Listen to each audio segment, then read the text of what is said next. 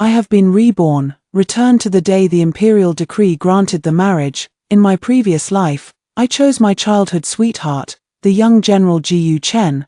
I managed his household, honored his parents, and shielded him from all the hidden and open arrows. Finally, when I was terminally ill, he personally brought the sweet almond milk I detest the most to me. He said, "Yuezhi." Lingwei said, "This is good for your health." My dear sister Shen Lingwei stood behind him, flashing me a triumphant, venomous smile. That bowl of sweet almond milk was what I had personally brewed for Ji Chen, and it became the final straw that broke me. The poison coursed through my veins, and I died in the 3rd year of our marriage. And now, the eunuch delivering the imperial decree stood before me, his voice shrill as he asked, "Lady Shen, by His Majesty's grace, you may choose between General Ji Chen, the guardian of the nation, and Prince Regent Feng Ju as your husband." All the guests in the hall held their breath. Everyone knew that General Ji Chen and I were deeply in love, and this was merely a formality for the emperor to grant us his blessing.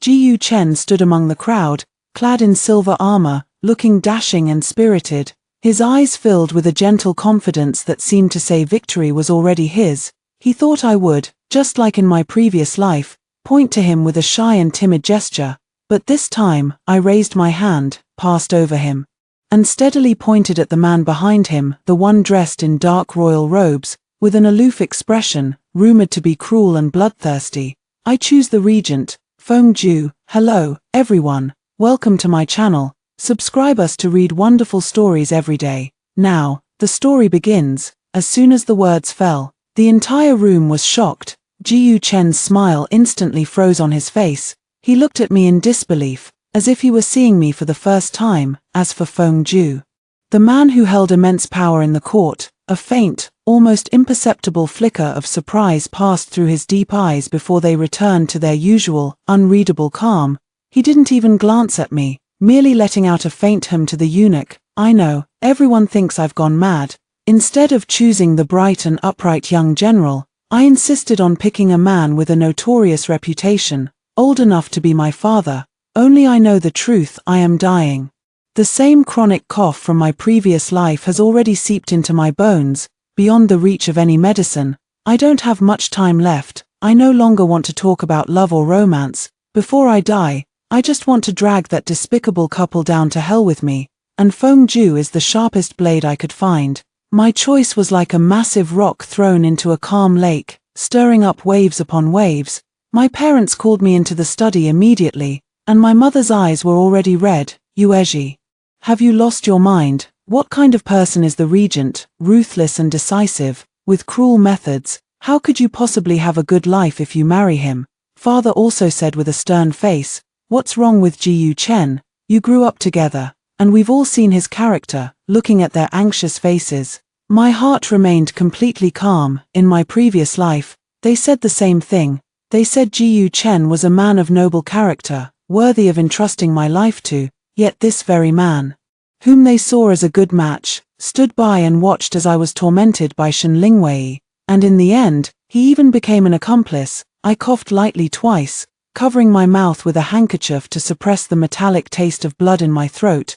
"Father, Mother, your daughter has made up her mind." I lifted my head, my gaze resolute. "The regent holds immense power. Marrying him would be an advantage for the Shen family, would it not?" My words left father speechless, his expression turning complex. The Shen family held military power, their achievements so great they overshadowed the sovereign, long since becoming a grave concern to the emperor. Marrying into the equally powerful regent's family was indeed a risky move, but it was also a brilliant one that could preserve the clan. He offered no further opposition, merely sighed and waved his hand, dismissing me. I had just stepped out of the study when Ji Chen blocked my path under the corridor. He grabbed my wrist with such force it felt as though he wanted to crush my bones. "Shen Yuji, what madness has taken hold of you?" His eyes were filled with anger and confusion. "You clearly like me." "I'm tired." I calmly withdrew my hand. "General Ji, in the past, I was naive and always clung to you. Now I understand, forced affection is never sweet. You know very well who is in your heart."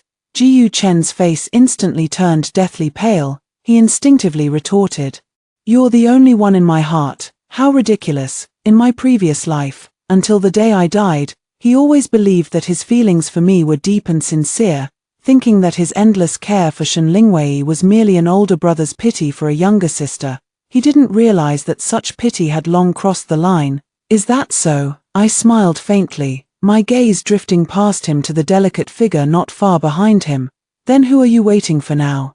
Ji Chen abruptly turned around and saw Shen Lingwei hiding behind the rockery. Shen Lingwei was wearing a plain white dress, her eyes rimmed red, looking as if she had suffered some immense grievance. Sister, please don't misunderstand Brother Chen. He's just worried about you. She timidly stepped forward, her voice as faint as a mosquito's hum. Worried about me. The smile on my lips deepened. I've chosen the regent, my future husband who holds immense power in the court. What is there to worry about? Instead, you, dear sister, should open your eyes wider in the future and stop mistaking someone else's fiancé for your own brother. My words struck them like a slap across the face. Shen Lingwei's face instantly turned pale, and tears began to fall like broken strings of pearls. Ji Chen immediately shielded her behind him, glaring at me furiously. Shen Qingyang, when did you become so cruel? Lingwei was only concerned about you. Looking at this familiar scene before me, I just felt sick to my stomach. Last life, it was exactly like this. No matter what Shen Lingwei did, as long as she cried, Ji Chen would immediately take her side and blame me. I couldn't be bothered to argue with them anymore, so I turned and left. Shen Yuji. Ji Chen shouted behind me, you'll regret this. Feng Ju is completely heartless. I didn't turn back. What does it matter whether he has a heart or not? What I need has never been his heart. Feng Ju and I got married very quickly, so fast that it caught everyone off guard, without the cumbersome 6 rites. On the 3rd day after the imperial decree was issued, the wedding procession from the regent's mansion arrived at the Shen family's doorstep, dressed in a bright red wedding gown and veiled. I was helped into the bridal sedan chair by the matron of honor. Throughout the entire process, I never once saw Feng Ju. During the wedding ceremony, the prince was not present, so I had to perform the rites alone. The servants said the prince had urgent matters to attend to and could not return in time. I did not mind. This was even better, as it saved a lot of unnecessary trouble. On the night of the wedding, I sat alone on the bridal bed scattered with peanuts and longans, quietly waiting. It wasn't until the middle of the night that the door creaked open. A strong smell of blood mixed with the chill of alcohol rushed toward me. I lifted my bridal veil and saw my newlywed husband, Feng Ju. He was dressed in casual black attire, with dark red bloodstains still visible on his clothes. Clearly, he had just returned from some battlefield of carnage. He was tall, with an upright posture and features so sharply defined they seemed carved by a knife. His dark, ink-black eyes were unnervingly calm, as if they could see right through a person's soul. This was Feng Ju, the most feared regent of the great Liang dynasty. He walked to the table, poured himself a cup of wine, and downed it in one go. Miss Shen of the Shen family, he began, his voice low and hoarse, with a metallic quality to it. What is it that you desire? He got straight to the point, without a single unnecessary word. I like this kind of directness. I want the power in your hands. Your Highness, I replied with equal directness. He raised an eyebrow, seemingly a bit surprised by my candor. Oh, he set down his wine glass, walked over to me, and looked down at me from above. What do you need power for? His gaze was too oppressive, but I didn't back down in the slightest. Meeting his eyes, I said word by word, for revenge, and to ensure the safety of my entire Shen family. A flicker of emotion finally stirred in Feng Ju's eyes.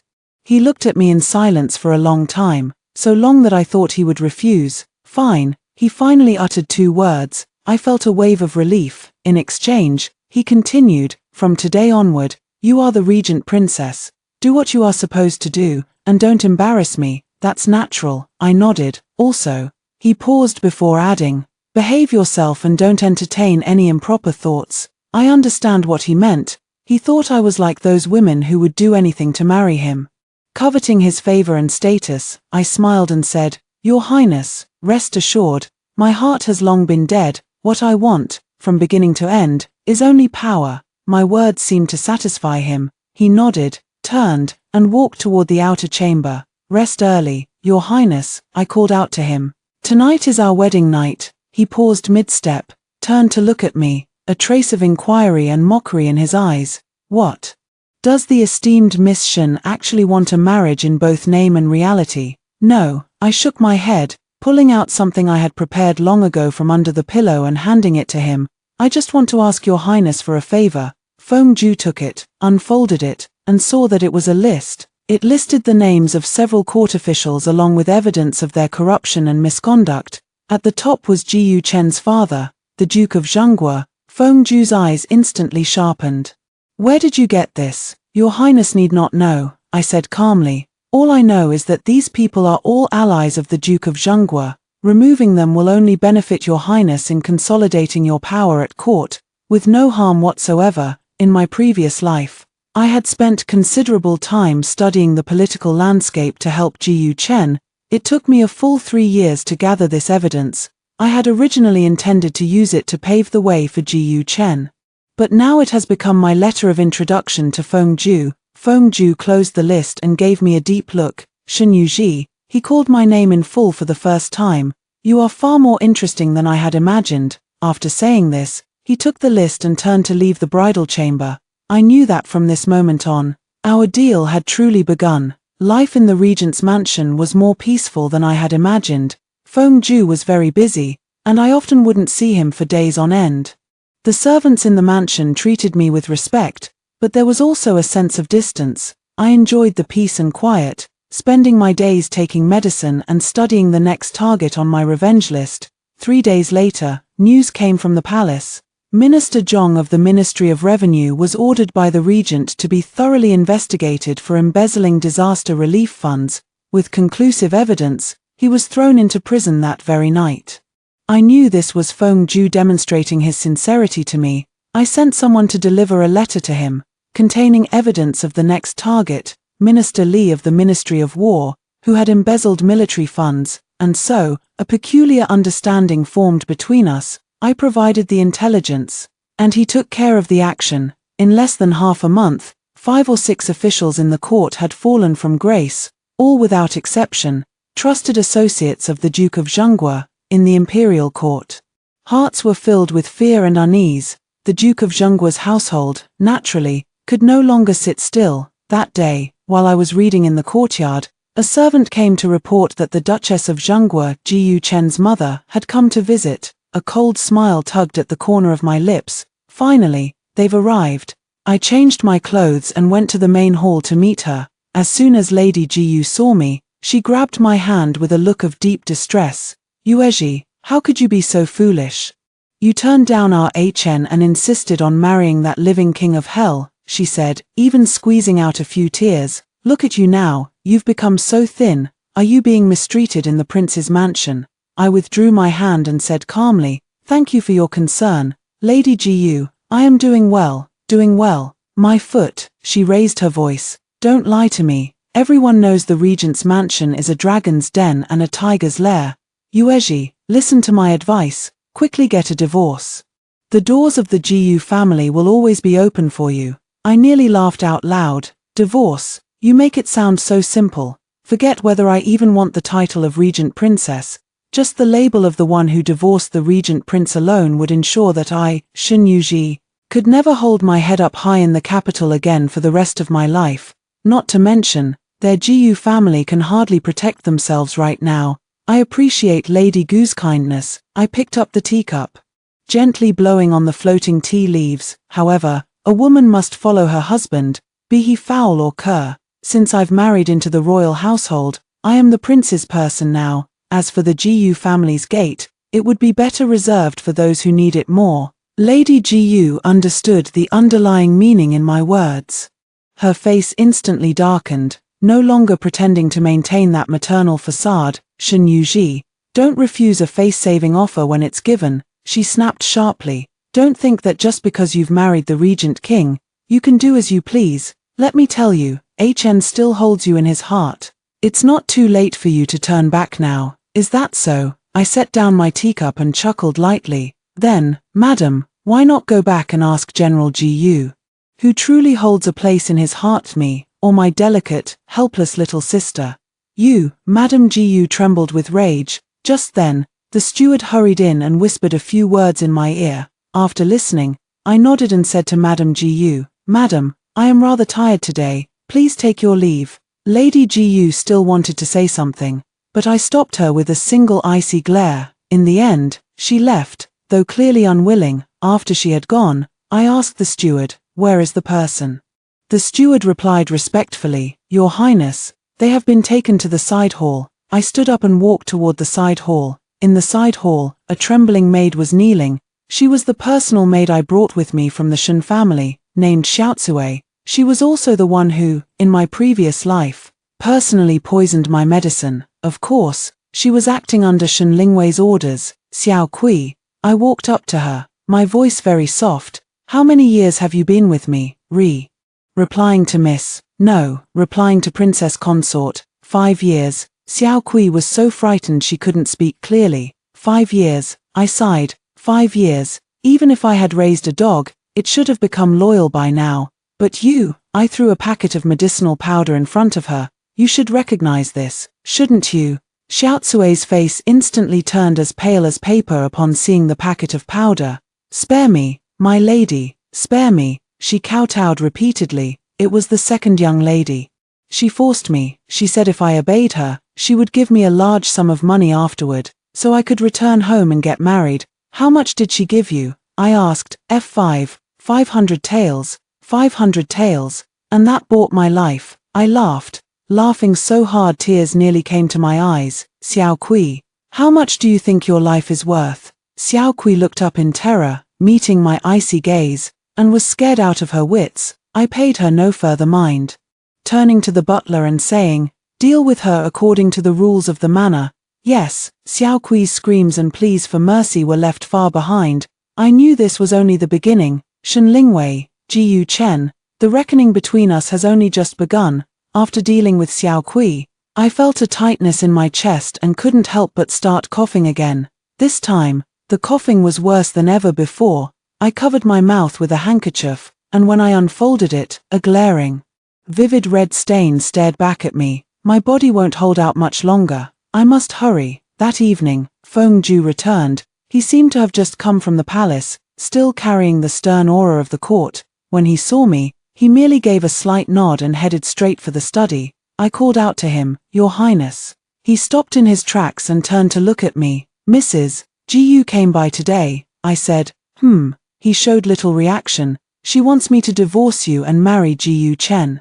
Feng Ju's eyes finally showed a flicker of change. He narrowed them, as if scrutinizing me. "You agreed?" His tone betrayed no emotion. "No," I shook my head. "I told her I already belonged to the prince." Feng Ju said nothing, merely watching me in silence. I took another item out of my sleeve and handed it to him. "This is evidence of the Duke of Zhonghua secretly corresponding with the Northern Di people," I said. "With this, it should be enough to ensure his utter downfall." This was something I had accidentally discovered in my previous life. Back then, for Jiyu Chen's sake, I desperately kept this secret buried deep within me. Looking back now, it's truly laughable. Feng Ju took the letter, quickly scanned through it, and his eyes instantly turned sharp. Conspiring with the enemy and betraying the nation, he coldly spat out these 4 words. What a fine Duke of Zhonghua indeed. He put away the letter and said to me, "You've done well in this matter." This was the first time he had clearly praised me, yet, I felt no emotion in my heart. "Your Highness," I looked at him and said seriously, "I have only one request. Speak. Jiyu Chen must live." A flicker of confusion passed through Feng Ju's eyes. "Why?" he asked. "Don't you hate him?" "I do hate him," I nodded. "But letting him die would be letting him off too easily. I want him to live, to watch with his own eyes as everything he holds dear is destroyed, bit by bit. I want him to live his entire life in regret and agony. I want him to taste every bit of the suffering I endured in my past life." Feng Ju looked at me, his gaze growing somewhat complex. After a long while, he finally spoke slowly, "As you wish." 3 days later, during the morning court assembly, Feng Ju presented evidence of the Duke of Zhonghua's treason and collusion with the enemy before all the civil and military officials. The young emperor on the dragon throne turned pale with fright. "The evidence is conclusive and undeniable. The Duke of Zhun was immediately apprehended and thrown into the imperial prison. awaiting judgment. The GU family, overnight, fell from the clouds into the mud. I was having my midday meal when the news arrived. I have no appetite. So I only drank half a bowl of porridge. Putting down the bowl, I ordered the servant, "Prepare the carriage, I'm going to the imperial prison. I want to see the Duke of Jeanne for the last time. No, to be precise. I am going to see him off on his final journey." The dungeon was dark and damp, filled with the stench of rot and mildew. The Duke of Jeanne, that once high-spirited old general, now wore a prisoner's uniform, his hair disheveled, looking as if he had aged 20 years overnight. When he saw me, his clouded eyes blazed with overwhelming hatred. "It's you, you poisonous woman," he roared, lunging at the prison bars, trying to grab me. "Our GU family treated you well. Why did you have to destroy us like this?" "You've treated me well." I stood at a safe distance, looking at him coldly. "Yes, you've treated me so well that you could indulge your precious son, letting him watch me die for the sake of another woman." The Duke of Jeanne was stunned, as if he didn't understand what I meant. What do you mean?" "Nothing much." I couldn't be bothered to explain. "I came here today just to tell you one thing." I leaned in closer, speaking in a voice only the two of us could hear. "Do you think it was anyone else who exposed your dirty little secrets to the regent?" The Duke's pupils contracted sharply. "And what's more," I continued, "do you think Jiu Chen managed to escape this turmoil unscathed, merely stripped of his military authority and reduced to a commoner?" "By sheer luck, it was me," I said, staring into his terrified eyes, enunciating each word clearly. "I was the one who pleaded for leniency from His Highness." "For why?" He couldn't understand. "Because," I smiled, a brilliantly radiant smile, "I want him to live like a dog. I want him to personally witness the downfall of the GU family, to see the woman he loves abandoned by all, to watch everything he once possessed turn to nothing but bubbles and shadows. I want him to spend his entire life in endless regret." You're insane." The Duke finally understood my intentions. Screaming in terror, satisfied with his reaction, I turned and left the dungeon. Behind me, the Duke of Zhengguo's desperate curses echoed. I didn't care. I only knew that my revenge had taken another step forward. After leaving the imperial prison, I went straight back to the Shun residence. The Shun family had now become the most influential and sought-after noble house in the capital.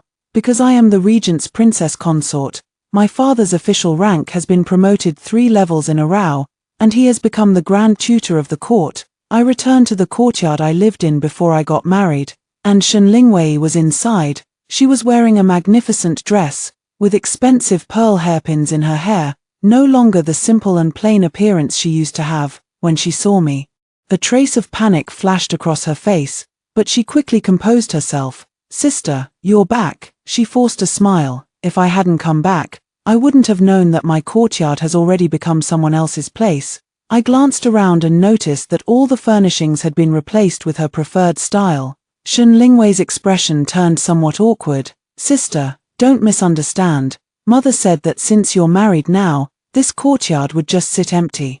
So she suggested you move in." I interrupted her, letting out a cold laugh. "She certainly dotes on you, sister." Shen Lingwei. I walked up to her, staring into her eyes. "Xiaotsue has already confessed." Shen Lingwei's body stiffened abruptly, the color draining completely from her face in an instant. I don't know what you're talking about, sister." She was still stubbornly denying it. "You don't know." I pulled a piece of paper from my sleeve and slammed it on the table before her.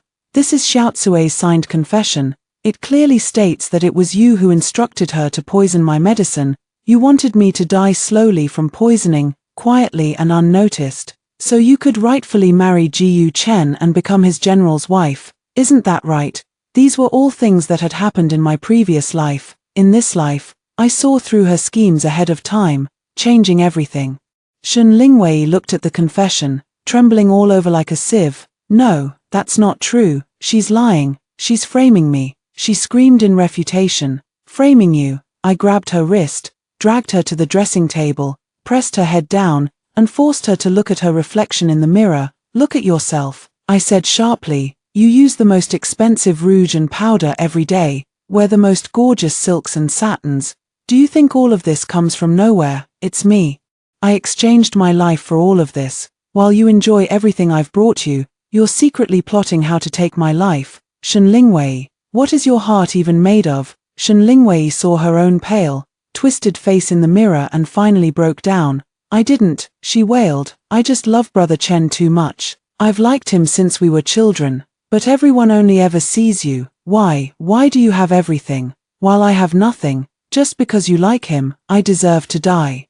I shook off her hand, feeling nothing but disgust. I didn't want you to die. I just wanted you to get sick, to make you leave Brother Chen. Her voice grew softer and softer. What a colossal joke. Enough. I didn't want to hear any more of her excuses. I called the servants and had Shen Lingwei locked in the woodshed. Then, I took the confession and went to find my father. Father looked at the confession, his hands trembling. He couldn't believe that the daughter he had always cherished could do something so vicious. That wicked girl, he roared, slamming his hand on the table in fury. Father, I knelt before him, my voice calm. I do not ask you to seek justice for me. I only ask that you send her to the family temple, where she can spend the rest of her days with a solitary lamp and the Buddha, living out her life. This, at least, will preserve the last shred of dignity for our Shen family.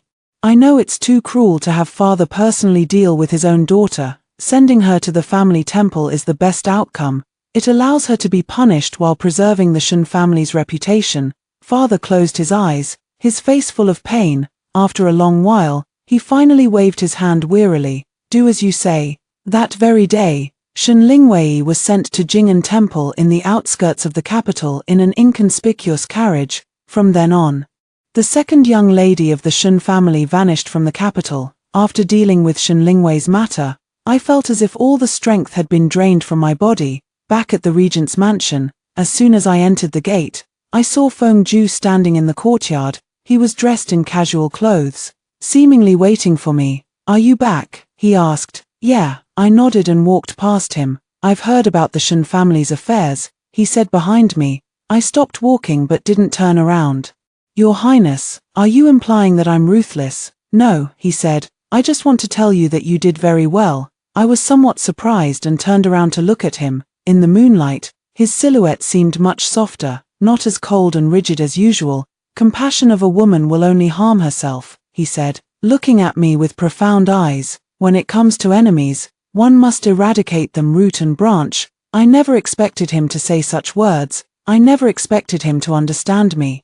Somewhere in my heart, I felt a faint stir, but I quickly suppressed that strange feeling. Thank you, Your Highness. I lowered my head to conceal the emotions in my eyes. He said nothing more and turned to leave. I watched his retreating figure, feeling a trace of confusion in my heart for the first time. Feng Ju, what kind of person is he really? After the Jiyu family fell from power, Jiyu Chen was stripped of his official status and banished from the capital. I thought I wouldn't see him again for quite some time. I never expected him to come back again half a month later. He knelt at the entrance of the regent's mansion, begging to see me. When the servant came to report, I was drinking medicine. The medicine was so bitter it made my tongue numb, and I couldn't help but frown as I drank it. Hearing Jiyu Chen's name, my hand trembled, and the medicine bowl almost fell to the ground. Tell him to get lost, I said coldly. But, Your Highness, he's been kneeling outside, saying he won't get up until he sees you. There are many commoners watching. Then let him kneel, I interrupted the servant, downing the remaining medicine in the bowl in one gulp. I want to see how long he can kneel. Jiyu Chen knelt at the entrance of the prince's mansion for a full day and night. During that time, a heavy rain poured down, leaving him drenched and utterly disheveled, yet he still refused to leave. Everyone in the capital is watching our Shen and Jiyu families become a laughingstock. The next day, I finally went out to see him. He was kneeling on the ground, and when he saw me come out, his eyes instantly lit up. Yuezhi, he struggled to stand up, but his legs had gone numb from kneeling too long, and he fell back heavily. In just half a month, he had lost a lot of weight, with a stubbly beard and sunken eyes, no longer carrying the spirited aura of the young general he once was. You finally agreed to see me. He looked up at me, his voice hoarse, his eyes bloodshot. Jiyu Chen. I looked down at him from above, my voice devoid of any warmth. Haven't you caused enough trouble? If you're done, get lost. I won't leave. He stubbornly shook his head. Yuezhi, I know I was wrong. I really know I was wrong. Can you forgive me? Let's start over. Start over. I sounded as if I had heard the biggest joke in the world. Ji Chen, have you lost your mind from kneeling? Have you forgotten how your father died? Have you forgotten how the Ji family fell? Have you forgotten who caused all of this? It's me. It was I who personally dragged you down from the clouds. Ji Chen's face turned deathly pale. I don't care, he shouted loudly. As long as you can return to my side. I don't care about anything. Father, he colluded with the enemy and betrayed the country. He got what he deserved. The Ji family. If it's gone, then it's gone. I only want you.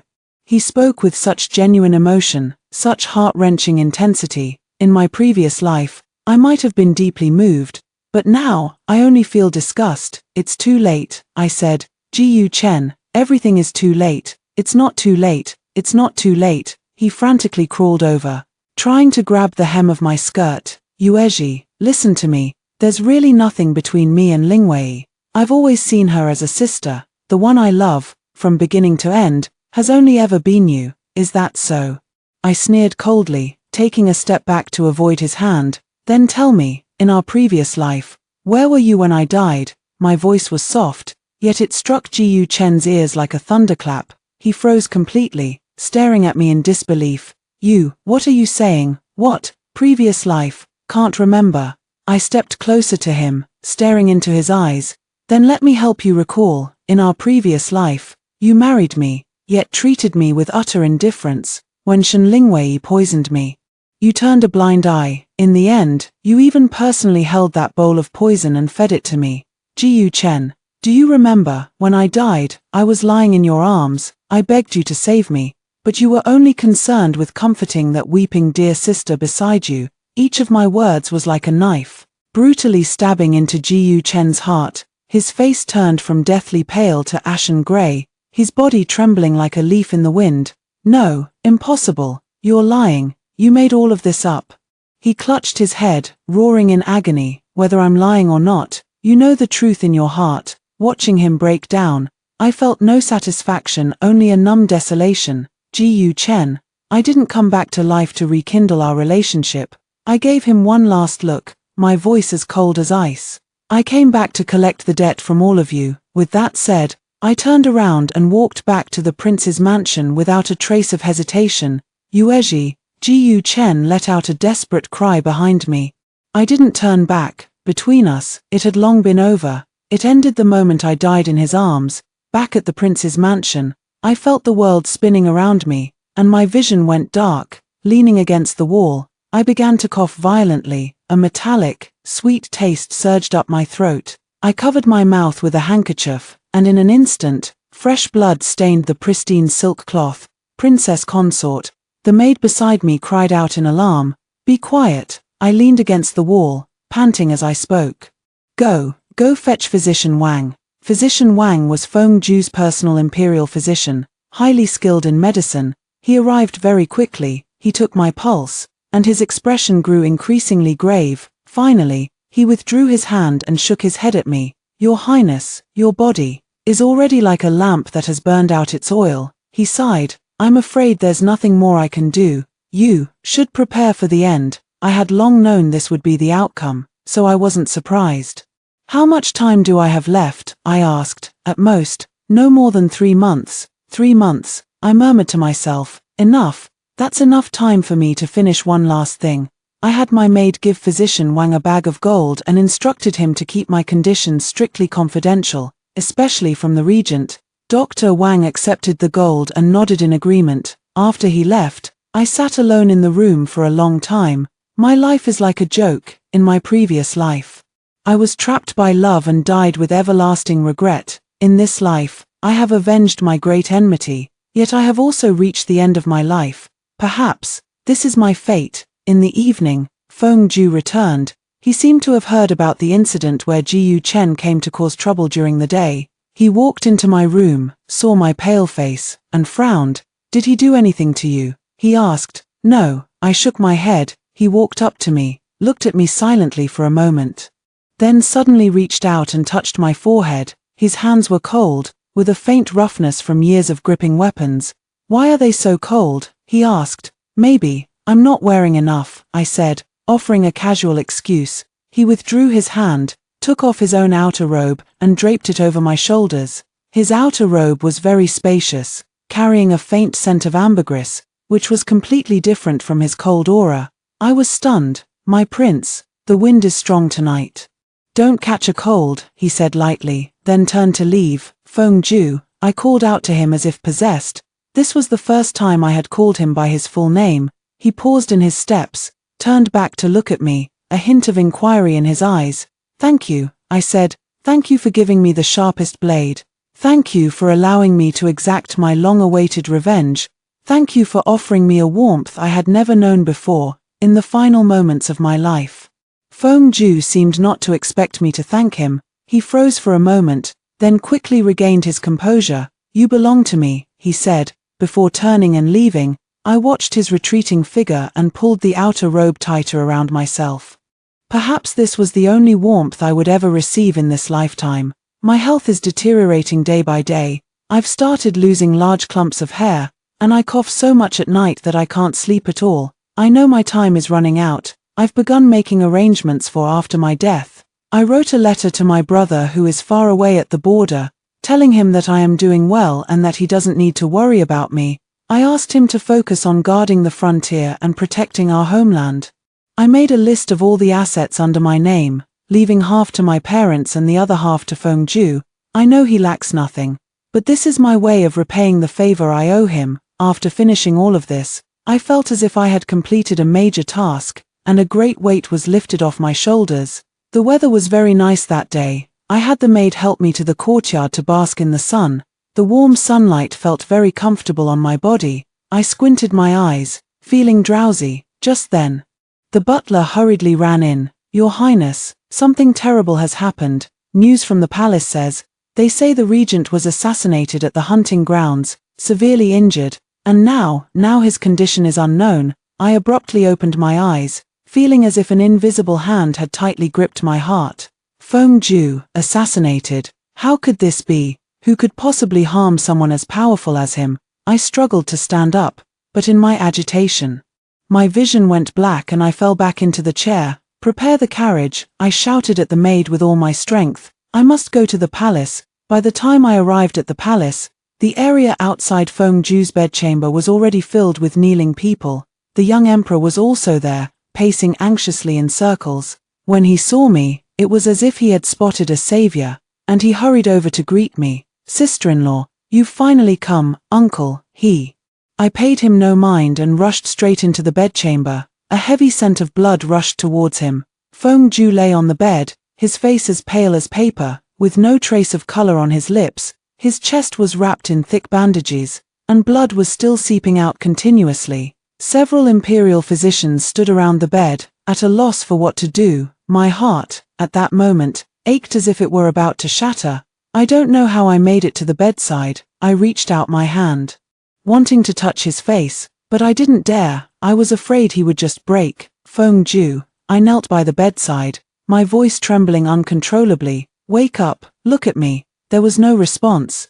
Didn't you say I was yours? I grabbed his hand, tears streaming uncontrollably down my face. Your person is right here. How could you just abandon me like this? Didn't you tell me to behave properly? I'll listen to you. Please wake up. All right, I rambled incoherently, my vision blurred by tears. I never knew that this man had already occupied such an important place in my heart. I thought what we had was just a transaction. I thought I was only using him. But now, seeing him lying here lifeless, I realize I was wrong. I had long, unknowingly, developed feelings for him. Your Highness, please accept our condolences, a court physician beside me said cautiously. Get out. I turned and roared at him. All of you, get out. Who said he's dead? He's not dead.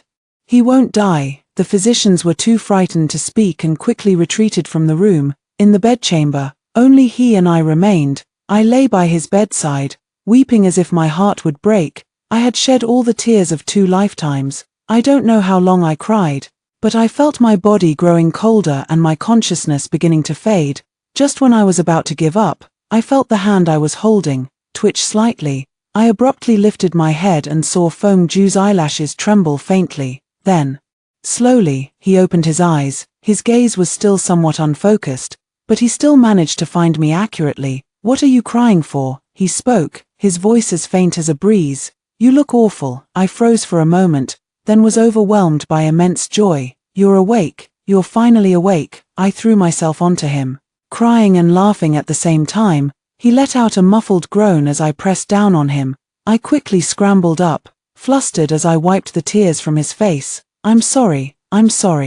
I didn't mean to." He looked at me, his dark eyes reflecting my disheveled image. He raised his hand, using all his strength, to wipe away the tears at the corner of my eye. "Shinyueji," he said, "I am not dead yet. Why are you mourning for me?" I looked at him, tears turning into a smile. Yes, he wasn't dead. My Fengju, how could he die so easily? Fengju woke up, but his injuries were severe, requiring him to rest and recuperate in the palace, so I also stayed in the palace. Taking care of him without leaving his side, I personally prepared his medicine and fed it to him. I bathed him and changed his clothes. I talk with him every day, telling him about the funny stories from my childhood. Most of the time, he just listens quietly, occasionally curling the corners of his mouth into a faint smile. Without realizing it, our relationship has grown closer. One day, after I finished feeding him his medicine and was about to clean up the bowl and utensils, he suddenly grabbed my hand. "Yueji," he called my name. I turned to look at him. "Why are you so good to me?" he asked, with a trace of emotion in his eyes that I couldn't quite decipher. I was taken aback for a moment, then smiled. "Because you are my husband," I said. This answer seemed to satisfy him greatly. The smile at the corner of his lips deepened. "When I recover," he said, "we will hold a proper wedding ceremony." My heart trembled, but I remained silent. A real wedding. Do I still have a chance? I know my own body well. I'm just pushing myself too hard, but I don't want him to worry. I smiled at him and said, "All right." The mastermind behind the assassination of Fengju was quickly uncovered. It was a conspiracy orchestrated by several feudal lords who were unwilling to accept the reduction of their power. Once Fengju recovered from his injuries, his first act was to use swift and decisive measures to completely eradicate those feudal lords. From then on, no one in the imperial court dared to oppose him. He became the true, undisputed authority of the great Liang dynasty, and I, in turn, became the most honored woman in the entire realm. Everyone envied me, saying I had a discerning eye and had married the finest man. Only I knew that everything I possessed felt as though it had been stolen. My life is slowly slipping away. I started coughing up blood, and it's happening more and more frequently. I'm afraid Fengju will find out. So every time I hide away and secretly dispose of the blood-stained handkerchiefs. But after all, you can't wrap fire in paper. That day, he was once again handling official business in his study late into the night. I prepared a bowl of bird's nest porridge for him and brought it in. When he saw me, he frowned and asked, "Why aren't you asleep yet?" "I wanted to keep you company since you're working so hard," I said, placing the porridge in front of him. "Drink it while it's hot." He nodded, picked up the bowl, and took a sip. I stood beside him, watching him, and a sudden surge of intense reluctance welled up in my heart. I really wish I could just stay with him like this forever, but I can't do it anymore. A violent cough suddenly seized me without warning. I quickly covered my mouth with a handkerchief and turned to run outside, but it was already too late. Blood gushed from between my fingers, dripping onto the ground and blooming into eerie, enchanting flowers. "Yueji," Fengju exclaimed in shock, swiftly supporting my faltering body. He snatched the handkerchief from my hand, and upon seeing the glaringly bright red stain, his entire body froze. "What is this?" he asked, his voice trembling as he gripped my shoulders. "Since when have you?"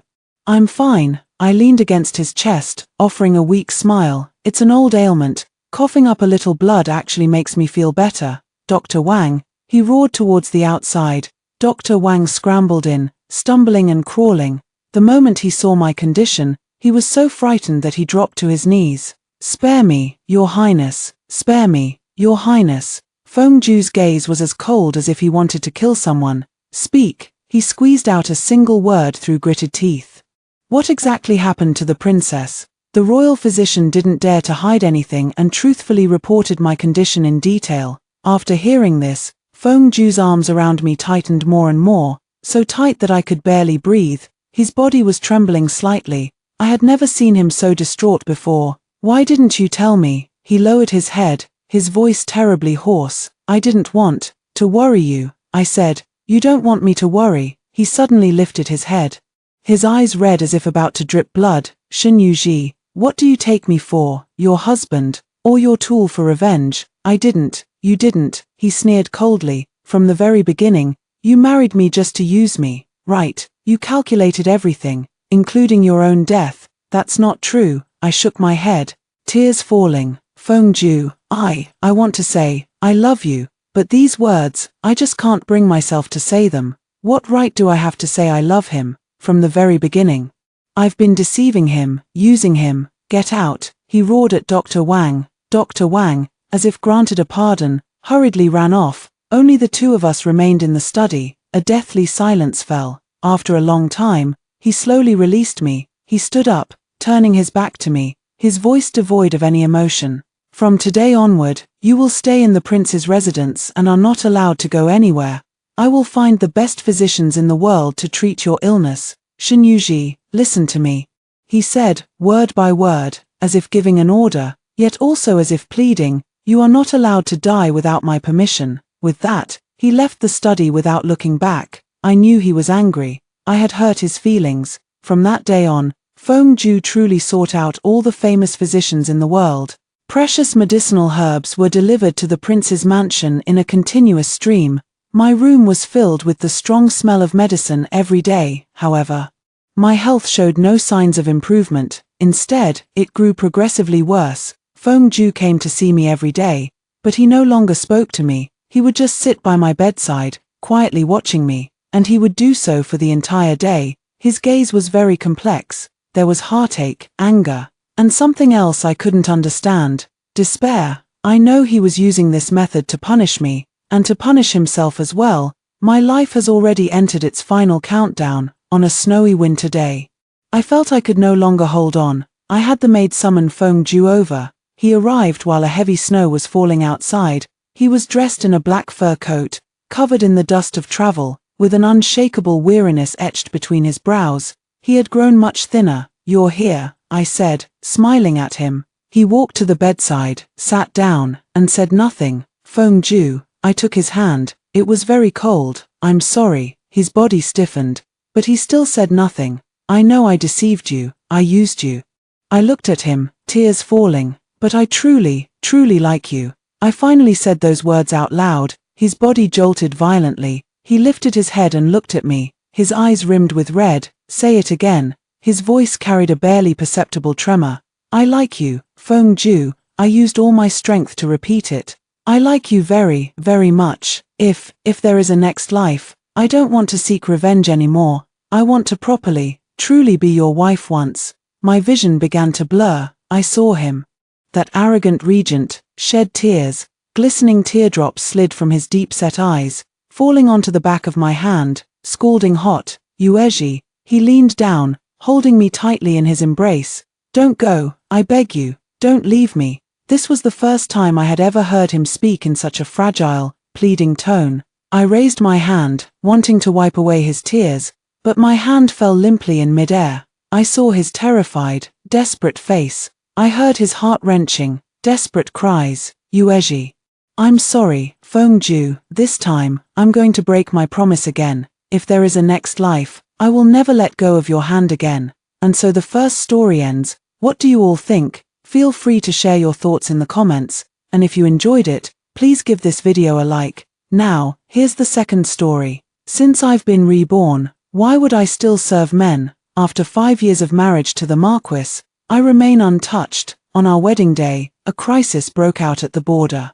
The Marquis left me behind and went off to war by imperial decree, not returning for 5 years. I became the lonely lady of the Marquis manor, finally enduring until the Marquis returned, only to receive the news that he intended to take a concubine. She was a beautiful woman he brought back from the borderlands, named Mai Linglong. My heart grew heavy, and the exhaustion from managing the Marquis household day and night overwhelmed me, leading to a cold. When I awoke from my unconscious state, I had awakened memories of the next 20 years, betrayed by a concubine, despised by my husband, and tormented to death. In my past life, I toiled my entire life for the Marquis household, never expecting to end up like this. This time, I will live for myself. The first thing I will do after being reborn is to adopt Tang Luoshi as my foster son. When the Marquis was ordered to campaign, he has been away for 5 years, and I have yet to bear him a son or daughter.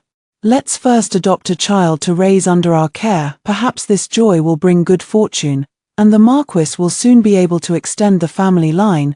The phrase extend the family line struck a chord with the old madam. Although Tang Luoshi was not the Marquis's biological child, he was still a member of the Tang family's collateral branch, so the old madam tacitly allowed me to adopt him as a foster son. Seizing the opportunity presented by the adoption, the old madam followed up by suggesting that the Marquis take a concubine. It's wise of you to think this way. For us women, the most important thing is to bear children and continue the family line. You probably know what he means by bringing my Linglong into the residence hand in hand. My Linglong once saved Shenna's life at the border and has been serving him for several years. Shenna has grown accustomed to her presence. You should take the initiative and accept her as a concubine. I suppressed the sarcastic smile at the corner of my mouth and obediently agreed. The old lady seemed surprised by my quick agreement, paused for a moment, and then praised me enthusiastically. Having you marry into our family is truly a blessing for the Marquis's household. I chuckled inwardly. It really is your blessing. Just see if the Marquis's household can bear it. It's a pity I was reborn too late. Otherwise, I would never have been willing to marry into the Marquis's household. This is a place that devours people. I know very well that I cannot stop Tang Yuxuan from taking my Linglong as his concubine. Moreover, she is an ambitious woman. The status of a Marquis's concubine will never satisfy her. In my previous life, she spent a full 20 years scheming to replace me as the Marquis's primary wife. Since I cannot prevent her from entering the household, I might as well take the initiative and request to adopt a son. Tang Yuxuan abandoned his lawful wife for 5 years, and upon his return, he brought back a woman under unclear circumstances. No matter how you look at it, he owes me a debt. Taking advantage of their awkward position, I proposed to adopt Tang Luoshi as my foster son, and naturally, they couldn't refuse. After all, if they anger me, my Linglong's pregnancy won't be able to wait. In her previous life, my Linglong gave birth to a son just 6 months after entering the household. Counting the days, she is already carrying one in her belly now. Tang Yuxuan must be in a hurry to take a concubine, but without my consent as the head mistress. Taking a concubine is absolutely impossible, so Tang Yuxuan had no choice but to agree to my decision to adopt Tang Luoshi as my foster son. Once his name was entered into the family register and he paid respects at the ancestral hall, Tang Luoshi became the legitimate eldest son under my name. With the status of legitimate and eldest, he would always outrank the child in my Linglong's womb in every matter, even if she gave birth to a golden treasure. It would still have to come after Tang Luoshi. In my previous life, I devoted myself wholeheartedly to the affairs of the Marquis household, working to the point of exhaustion, and ended up with a body full of illnesses. Tang Yuxuan sent me to a remote courtyard to wait out my days. A fallen mistress is nothing more than that the servants had long ceased to be diligent.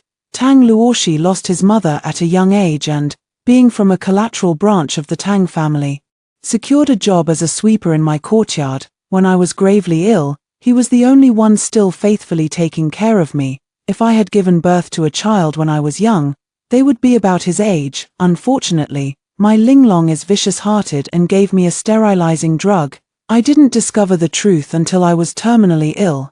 Tang Yuxuan had long been bewitched by my Linglong, so how could he stand up for me? My body was already terminally ill, and with rage overwhelming my heart. I was literally angered to death by this heartless and ungrateful family. No matter how you live, it's just one lifetime. I won't waste my energy on people who aren't worth it anymore. Tang Luoshi was an honest and sincere person. Though we weren't related, he took care of me out of kindness. After I died, I never found out how he ended up faring later on. He was one of the few people in my past life who treated me with genuine sincerity. He is loyal, resilient, intelligent, and quick-witted. I can list his strengths off the top of my head. Given the right environment, He will surely thrive and bring honor to his family. In this life, I will ensure he achieves great success and help him ascend to the highest position. Let's just consider it as repaying the kindness he showed me in my previous life. On the day of taking a concubine, a sedan chair carried my Linglong out through the west gate, circled around the manor, and then brought her in through the east gate.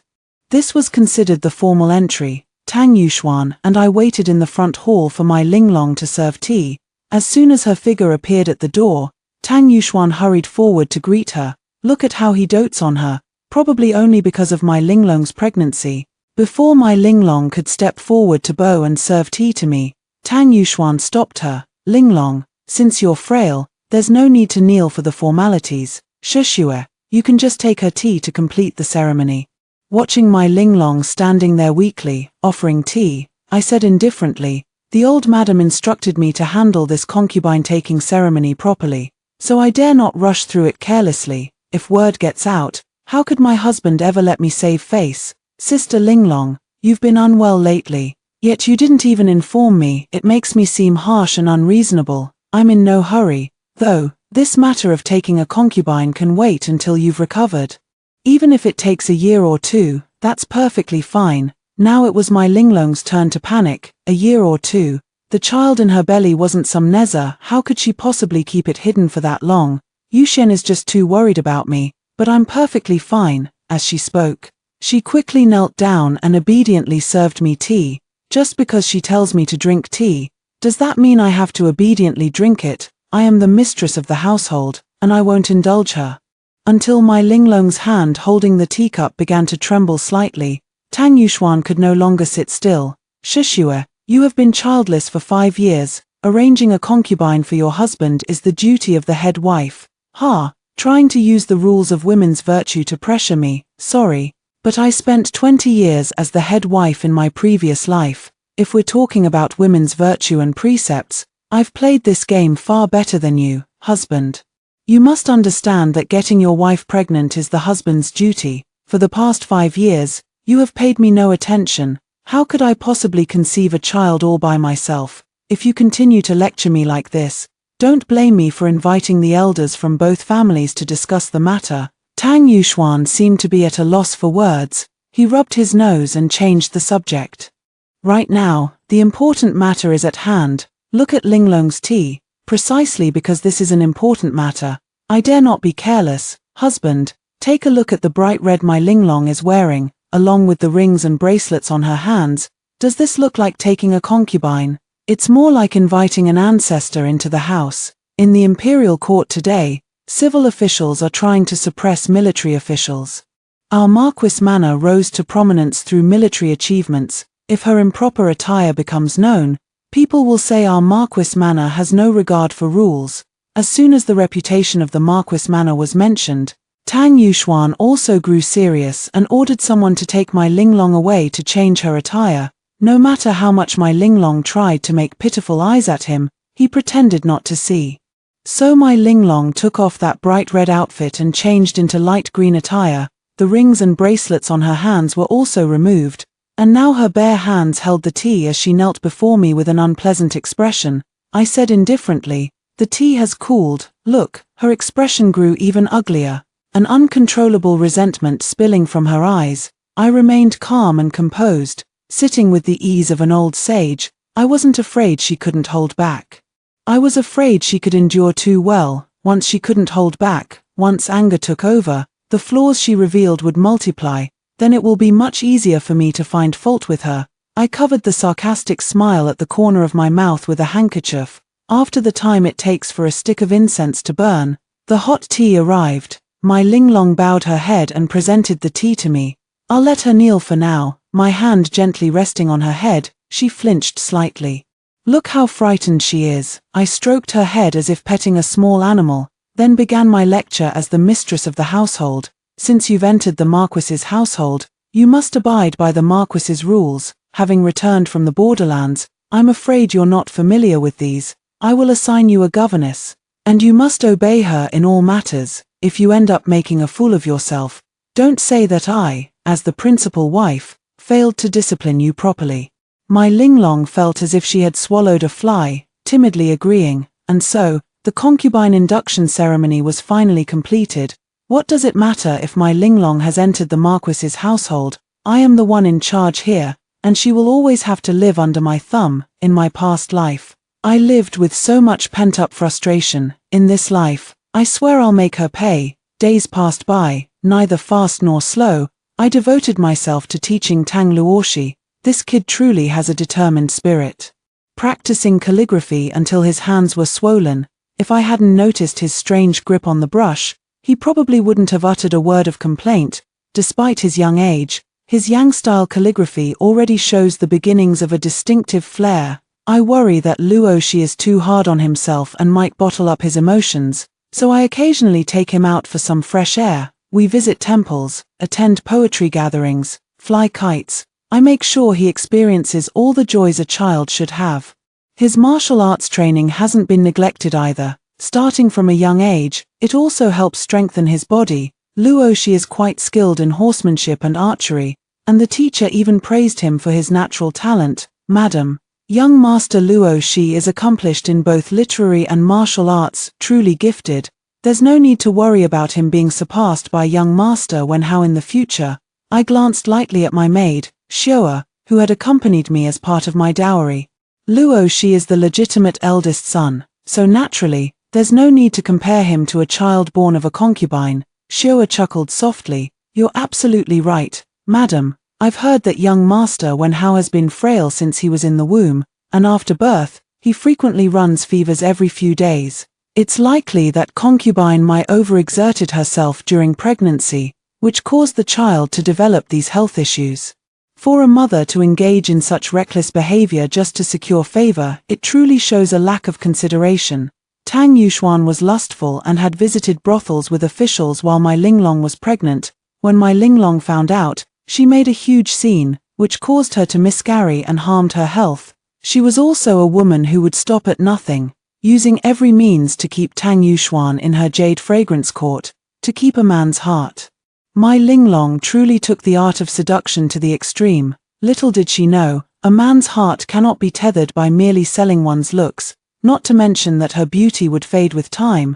But even in her prime, there were plenty of other charming women out there, always someone more beautiful than my Linglong. Sure enough, my prediction came true not long after. Tang Yuxuan attended a banquet hosted by his colleagues and brought back a young Ju slim horse named Shu Qian. Her delicate and pitiful appearance somewhat resembled the way my Linglong was when Tang Yuxuan first brought her home.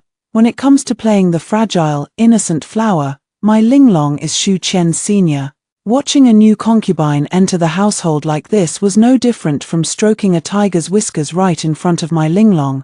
That very night, Plum Linglong smashed up the jade fragrance courtyard. Looking over the reported damages from the inner courtyard, I gave a faint smile. As for the plates, bowls, and tea sets, replace them for jade fragrance courtyard. If they break again within a month, make her pay for them herself. For any other damaged items, deduct the cost from Plum Linglong's monthly allowance until the full amount is repaid. Perhaps because of my order, Plum Linglong had no outlet for her anger, and Tang Yuxuan's face ended up with several scratches from her nails. I found the sight thoroughly satisfying. Back then, when Tang Yuxuan brought my Linglong home, he looked so deeply in love, as if they couldn't live without each other.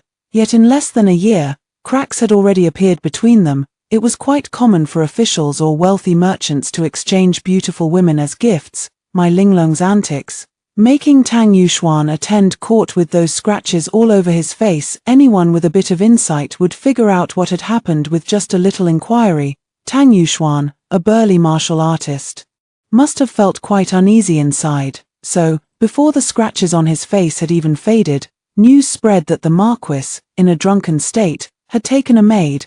That maid was said to be none other than my Linglong's personal servant, Yungqi, which infuriated her so much that she shredded several handkerchiefs. And no wonder she shredded handkerchiefs. If she had smashed things, her monthly allowance wouldn't have been enough to cover the deductions.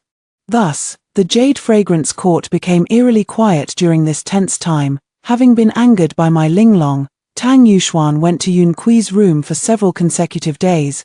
The Emerald Cloud residence, located right across from the jade fragrance court, was filled with nightly revelry and music. One could only wonder what thoughts were brewing in my Linglong's heart. That day, Yun Kui paid her first visit. I was originally under my Linglong's care, but she is cruel and ruthless, frequently taking her anger out on me, tormenting me so bitterly. I seek nothing else but to settle in a quiet corner and live my own peaceful life. My Linglong wants to monopolize the Marquis, but as a concubine, how can she surpass the lady? The lady is the true mistress of the Marquis's household, and I am willing to follow her lead. Unexpectedly, she had come to pledge her allegiance. You are already the Marquis's concubine. Just do what a concubine ought to do. If you want something, go and strive for it yourself. Yun Kui looked at me cautiously, as if unsure whether I was testing her. This humble servant dares not. This humble servant is merely the lady's maid.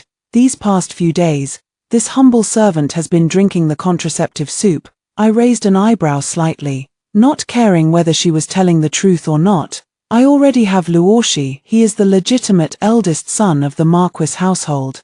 You don't need to drink the contraceptive soup for my sake, unless you yourself don't want children. How could Yun Kui not want a child of her own? Madam Xie, I will serve you with utter devotion, as long as I can be of use to you. Remember what you said. In my past life, I stood between Tang Yuxuan and my Linglong, making them both see me as their common enemy. The adulterous couple was deeply in love, leaving me alone to die of illness. In this life, I will keep my distance from them and see how long their love lasts. With my tacit consent, the news of her pregnancy spread from Tsuejuan residence. The old madam also valued this pregnancy greatly, with tonics and rewards flowing into Tsuejuan residence like a stream. I also sent someone to deliver some nutritional supplements so Yun Kui can rest and nurture her pregnancy in peace. This time, my Linglong finally couldn't hold back. And the sound of things being smashed echoed once again from Yuxiong courtyard. I instructed the steward not to allocate any silver or supplies to my Linglong, because my Linglong has already overdrawn her monthly allowance for the next 20 years. To put it bluntly, who knows if she'll even live to see 20 years from now, so the monthly allowance can no longer be deducted. If you want to buy new things, you'll have to pay for them yourself. That very night, news spread that Wen Hao from the Jade Fragrance courtyard had developed a high fever. The commotion was quite a scene, with Cai Dai, the maid from Jade Fragrance Court, ordering me around imperiously, demanding that I rush over to Jade Fragrance Court. She said the Marquis intended to hold me accountable. I could more or less guess what tricks my Linglong was playing, to get Tang Yuxuan to vent her anger for her. This mother actually had the heart to make her own child run a fever. Truly despicable. Even a vicious tiger wouldn't harm its own cubs. As soon as I entered the door, Tang Yuxuan started scolding me harshly. Wen Hao is my only biological son. How have you been fulfilling your role as the mistress of the house? How dare you skimp on his food, clothing, and daily necessities, letting him catch a chill and develop a fever? My Linglong didn't say a word, just kept holding the child and sobbing. What are you whining about? The sound of your acting is really unpleasant. If the Marquis insists on embarrassing me without even asking for the reason, then I must ask a question in return. Does Aunt Mai truly have Wen Hao's best interests at heart? Since the child is running a fever, why summon me instead of calling for a doctor? I've heard that if a young child's fever isn't treated promptly, it could lead to intellectual impairment. My Linglong probably didn't realize the severity of the situation, which is why she panicked and immediately sent Tang Yuxuan to fetch a doctor. Wen Hao, just look at this name they gave him. It's clear they wanted him to pursue the imperial examinations. If he were to truly become mentally impaired, neither the imperial examinations nor the military selection would be possible anymore. After examining him, old Dr. Qin said it was just a chill and prescribed some medicine. Only after taking the medicine did Wen Hao finally fall asleep. Tang Yuxuan was naturally concerned about the child and asked, could Wen Hao become an idiot? Since he received timely treatment, his mind will not be affected. However, the young master was born with a weak constitution. If he is not properly cared for, he may be at risk of a short life. My Linglong's sobs turned into wails. How can this be? My son, Marquis, you must stand up for Wen Hao. I don't know how I have offended the madam, but our monthly allowance has been withheld. Wen Hao doesn't even have a warm quilt. My poor child. When Tang Yuxuan became stern, he could be quite intimidating. Shishue, is this true? But I'm not afraid. The provisions for Aunt Mai, including food, clothing, and daily necessities, all strictly follow the regulations of the Marquis's household. Aunt Mai seems to get worked up every now and then. Last time, when Aunt Shu entered the household, she smashed up the entire Jade Fragrance courtyard. I already had someone replace the broken dishes, bowls, and tea sets for her. But when the Marquis elevated Yunqui to the status of a concubine, Aunt Mai got worked up again, randomly smashing things and demanding that the household pay for new items. If one didn't know better, they'd think the Jade Fragrance courtyard was housing an ancestor, burning through money like this. The old madam often teaches me to manage the inner household according to the rules.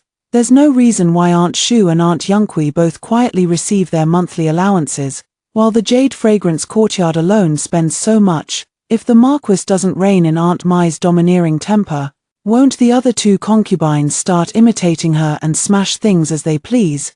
Tang Yuxuan had likely just heard my Linglong's complaints and saw Tang Wenhao burning with a high fever, which made him momentarily furious, but he wasn't ignorant of the petty jealousies and squabbles that went on in the inner quarters. What was there left for him to not understand now? Everything my Linglong had smashed and broken were the possessions of his own Marquis household.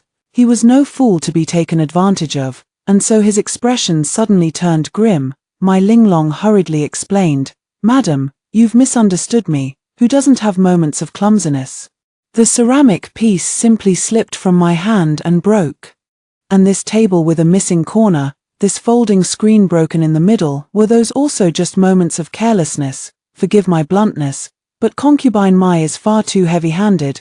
No wonder you can't properly care for Wenhao. After all, children are delicate, they can't withstand such rough treatment from you.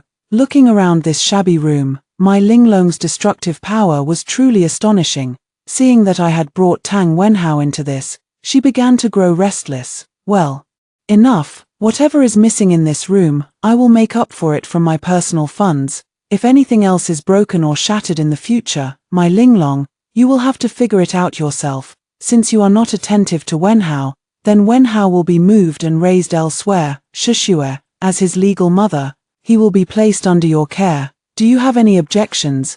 This was an unexpected delight. How could I possibly refuse? This is naturally what I ought to do. No, you can't. Marquis, Wenhao is the child I carried for 10 months and gave birth to. You cannot do this to me. My Linglong struggled to snatch Wenhao back, but I held on to Wenhao and walked away without looking back. Now you know how to feel sorry for your son. When you deliberately made the child run a fever just to pull off tonight's scene, why didn't you feel sorry for him then? And now, just when I, the legal wife, am taking the child away, you cry as if your heart is being torn apart. To put it bluntly, it's not her son Wenhao that she truly cares about. What she really cares about is that something of hers was taken by someone else. She resents Xu Qian and Yun Kui because they took Tang Yuxuan away from her. And now, she's crying and shouting so hysterically because I took her son away, leaving her with one less bargaining chip in her struggle for favor. My Linglong is far too competitive. I have no interest in Tang Wenhao, based on how things went in my past life. He turned out to be utterly ungrateful. Perhaps it's a case of a bad tree producing bad fruit. After all, he was born of my Linglong, so one can't expect too much. But anything that makes my Linglong unhappy, I'm more than happy to do. Moreover, even if Tang Wenhao is raised under my name, I won't treat him with genuine affection anymore. In my previous life, I treated him like my own son, taught him to read and write, and kept him away from gambling and womanizing companions. But once he passed the imperial examination and secured an official position through the Marquis's connections, he turned around and accused me of hindering my Linglong from having a harmonious family with him and his father.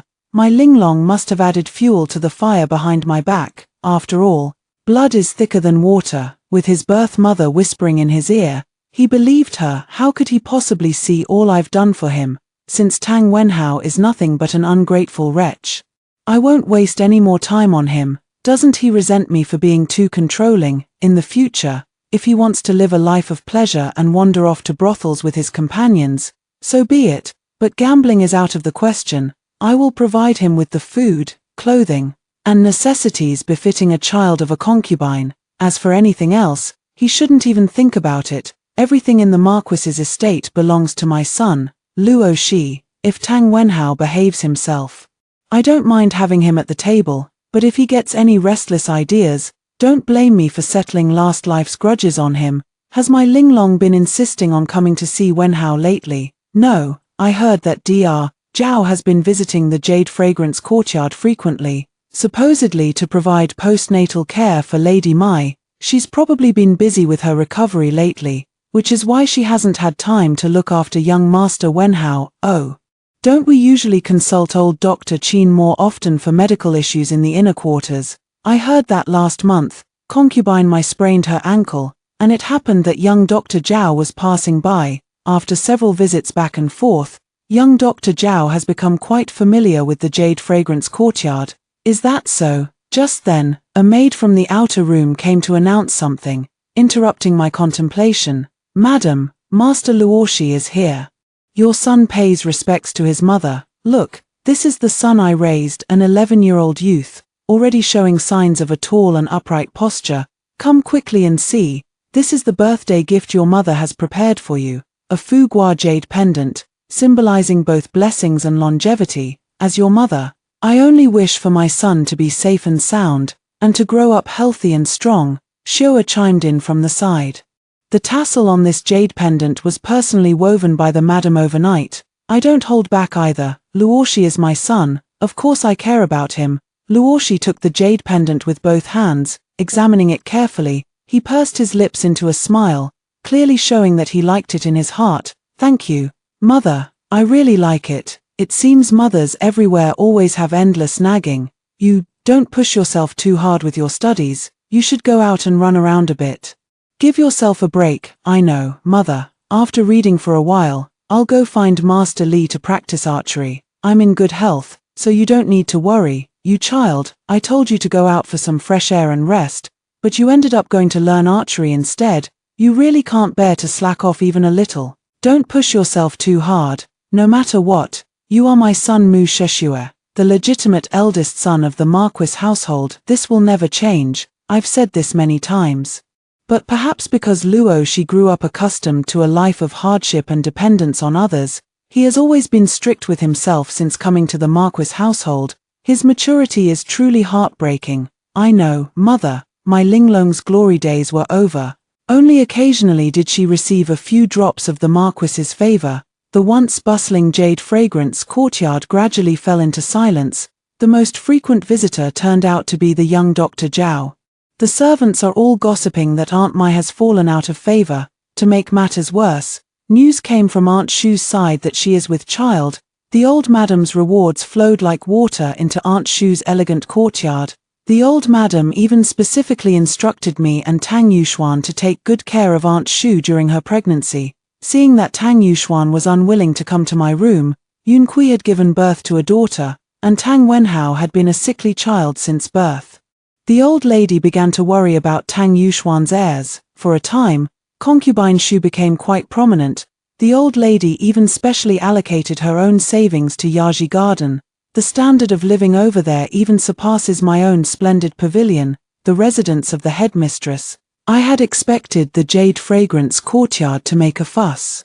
But my Linglong remained unusually quiet. Something was not quite right. During the Mid-Autumn Festival, the masters of the Marquis household gathered for a moon-viewing banquet. Shu Qian deliberately spoke some sour words to my Linglong, but my Linglong didn't have much of a reaction. I truly didn't expect this.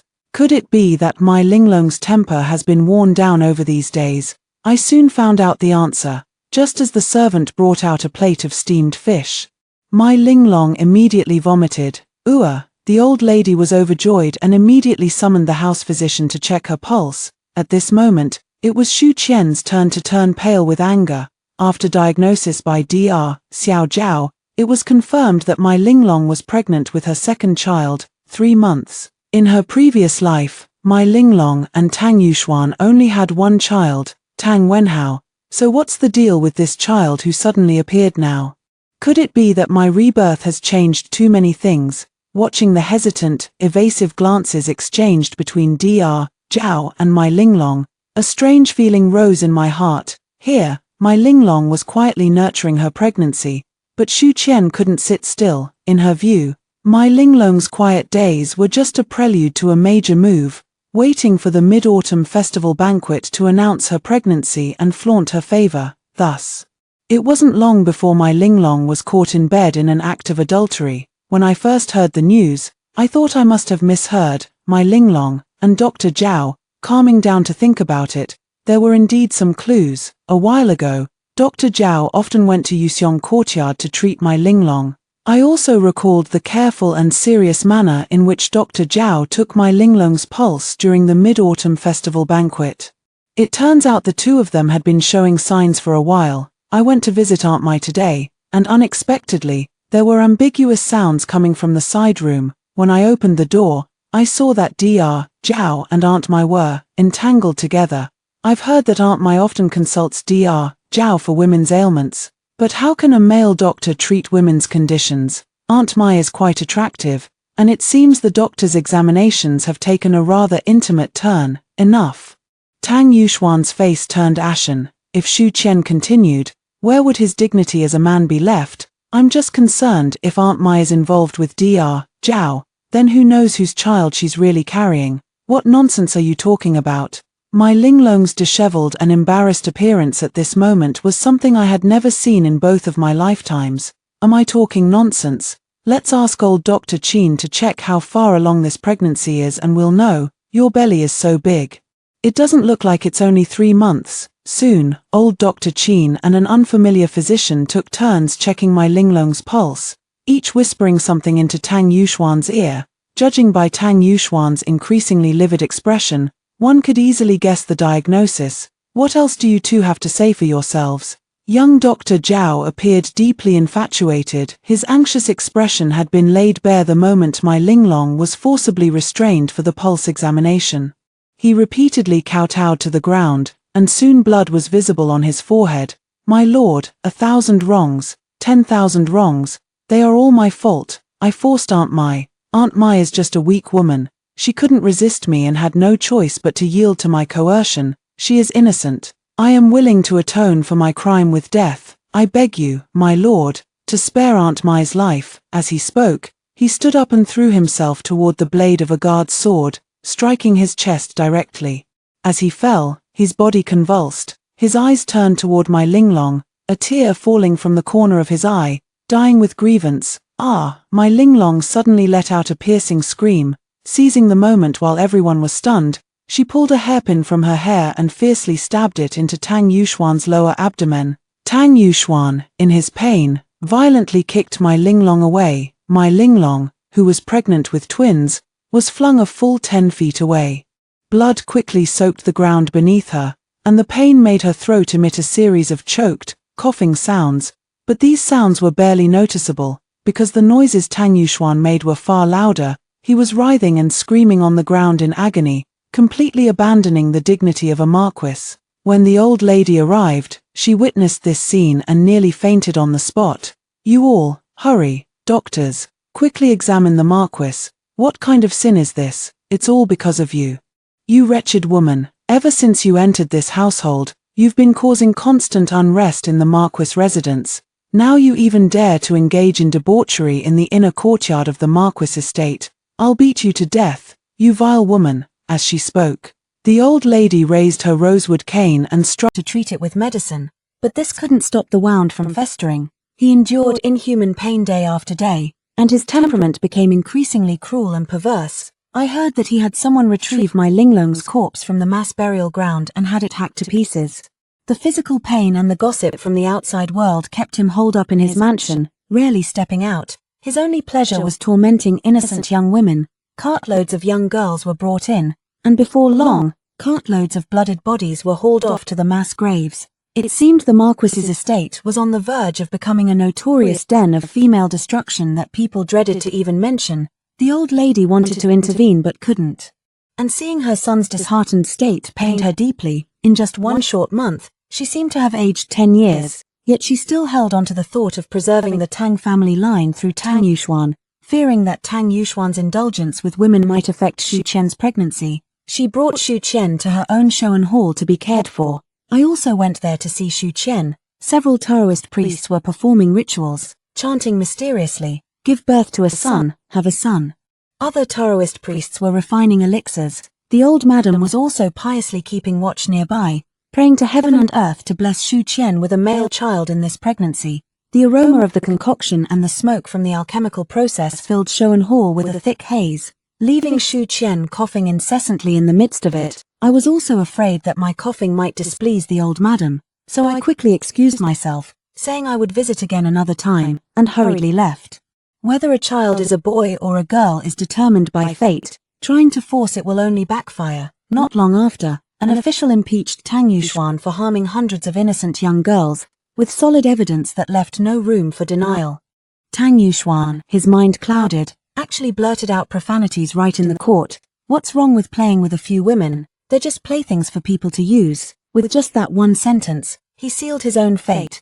The emperor ordered his public execution to quell the people's anger. Tang Yuxuan died as he deserved, but fortunately, he didn't implicate the entire household. The title of Marquis Dingyuan can still be passed down. Originally, Tang Luoshi was adopted into my name early on, formally recorded in the family register as the legitimate eldest son, and the only male heir in the household. Who else but him could inherit the title? However, the old lady insisted that the child in Shu Qian's belly was a boy, claiming that Luoshi was not Tang Yuxuan's biological son and therefore ineligible to inherit the title. Well, as it turned out, Shu Qian went into labor in less than 6 months. The old lady ordered the midwife to sacrifice the mother to save the child. And they cut open Shu Qian's belly, only to find a deformed stillborn baby. She fainted right there in the delivery room. Ever since Tang Yuxuan's death, she had been holding on with sheer willpower, hoping to see Shu Qian give birth to a baby boy. Now that hope has been shattered, the old lady passed away not long after. Rumors spread throughout the mansion that the Dingyuan Marquisate was under a curse, which was why the masters were meeting with misfortune one after another. I don't like hearing that. The entire family of twisted roots and evil seeds has died off, and now the Marquisate is about to welcome a new beginning. So I gave them a good talking to. The obedient ones, stay. The troublemakers, get out. The Marquis residence finally regained its peace, under my protection. Luoshi inherited everything of the Marquis estate, the title, the mansion, and the wealth. But before long, a group of people who seemed to have come out of nowhere, claiming to be surnamed Tang, came to inherit the Marquis estate. They even argued that since Tang Luoshi was from a collateral branch and they were also from collateral branches, why could Tang Luoshi become the Marquis while they could not? That's like something straight from the lungs. Just think about it and you'll know how wasteful it is. I gathered all my maternal cousins and lined them up in formation. No more reasoning with the bandits, let's just get straight to action. The second son of my second uncle, known as the Little Silver Spear Overlord, brandished his spear a couple of times and sent the bandits fleeing in terror. What kind of people are these? Do they really think I'm an easy target? My son, Luoshi, has always been a capable one. He passed the imperial examination at the age of 13 and became the top scholar at just 16. I always tell him not to study too hard, but he never takes it seriously, insisting that he feels uneasy if he doesn't read. So I complain to other ladies that Luoshi is disobedient and pushing himself to the point of exhaustion with studying. But then those ladies accused me of showing off, saying they wouldn't include me in their gatherings if I kept it up. Sigh, I was only telling the truth. Other ladies say I'm too carefree, not rushing to arrange marriages for my son and daughter, but I'm truly not in a hurry about this. When it comes to marriage, family background and age do matter. But what's most important is that my children genuinely like their partners. For the right person, it's never too late to wait until you're old and grey. If there's no one who makes your heart flutter, what's the harm in neither marrying nor being married? Can my Marquis household not afford to support them? Yunqi's daughter, Tang Mulan, was born with divine strength. By the age of 5, she was already an excellent archer, more accurate than her older brother.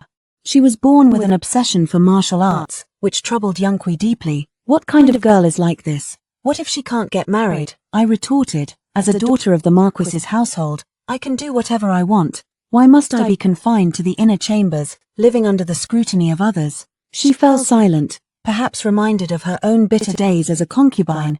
Yunqi was originally a maid under my Linglong's command. To have endured until she was promoted to concubine and survived to the end in the Marquis's household, she certainly had some resilience in her. Mulan successfully inherited her resilient character, and with the bloodline of Tang Yuxuan flowing through her veins, She became the descendant who most resembled the founding ancestor of the Tang family. She was also the only descendant left by Tang Yuxuan. By the age of 20, Mulan had been promoted to the rank of General of Chariots and Cavalry, repeatedly repelling enemy forces with merit, her prestige shaking the borderlands. In her own words, if you can't defeat her, don't even think about marrying her. Later, Li Yang, the second son of the General of the Swift Cavalry, defeated Mulan in a one-on-one duel and even declared he would marry her. Mulan accepted her defeat gracefully, and the two held a simple wedding ceremony at the border to stay close to Mulan. Li Yang gave up his position as deputy general and willingly became her personal guard. Li Yang said, "She protects the nation, and I protect her. I am happy for Mulan. She has found someone who truly cares for her." At the age of 31, Luo Shi became the prime minister. On the day he received the imperial edict of promotion, he came to my courtyard, and we sat facing each other, drinking together. He said he was grateful that I had recognized him as my legitimate son, otherwise he would not have had the opportunity to fully display his talents in the court. Looking at him now dressed in official robes, I was reminded of his honest and loyal servant attire from his previous life. Though the two appearances were vastly different, I could see the same sincere heart in both. Whether as a prime minister standing above all but one, or as a struggling servant in the backyard, he was simply doing what he ought to do. Why thank me? I only provided you with a worry-free environment. It was your own 20 years of unwavering diligence that brought you today's achievements. You must work hard, in a high position. Every word and action affects the livelihood of the people. I'm still waiting for you to give me a peaceful and prosperous world. When you become a great meritorious official, how about getting me a first-rank titled lady-to-be? Luo Shi smiled and said, "Okay." Luo Shi kept his promise. He reformed policies, alleviated the people's hardships, and resolved their grievances. Back then, when Mulan wanted to enlist in the army as a woman, the Ministry of War did not approve. Seizing this opportunity, Luo Shi issued the only decree in the Li dynasty that protected women. Women could join the military, wives could divorce their husbands, concubines could buy their freedom, and children could take their mother's surname. His decrees were deeply cherished by the people. He also consistently ranked first on the good officials list among the populace. Influenced by Luo Shi, many talented youths from humble backgrounds flocked to the political arena, fighting tooth and nail just to secure the second spot on the list. Because the top-ranked Tang Luo Shi was an insurmountable legend, on my 60th birthday, Luo Shi truly managed to secure for me the title of first-rank lady of the court. My heart is filled with joy, truly. My son is filial. Other ladies can only look on with envy and jealousy. Luo Shi ought to be such an upright and honorable official. I'm very fortunate that I didn't let him get involved in Tang Yuxuan's death. Back then, it was me who spread the news about him harming young girls. If he had survived, he would have inevitably endangered the lives and chastity of countless young girls. In that case, I'd rather he be the one to die, whose life isn't precious, who isn't the apple of their parents' eye.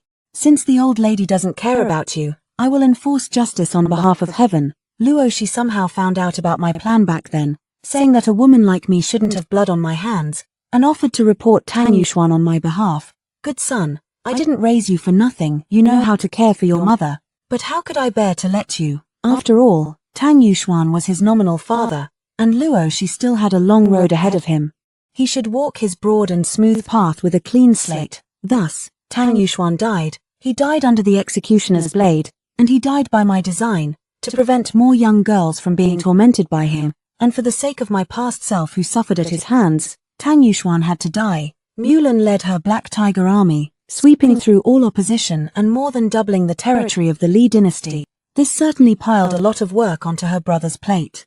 To better integrate the newly acquired lands into the Li dynasty's culture, promoting the Chinese language, establishing transportation networks, unifying currency and weights and measures, each and every one of these was a massive undertaking. Sometimes, he wished his sister would slow down a bit and not conquer so much territory for him all at once. He's too busy to handle it all. But then he shook his head again, saying, Sin, how could he think that way, he said. Our great nation can only grow larger. How could we ever resent it for being too big? So, he rolled up his sleeves and got to work, working himself to the bone. He couldn't handle everything alone. So he opened many schools to cultivate outstanding talents. The siblings seemed to be competing with each other, with the younger sister expanding the territory at the front while the older brother stabilized the court at the rear, with one focusing on civil affairs and the other on military matters. They propelled the Li dynasty to an unprecedented peak of prosperity. In the Li dynasty, Luoshi handled civil administration while Mulan commanded the military, known in history as the two heroes of the Tang family.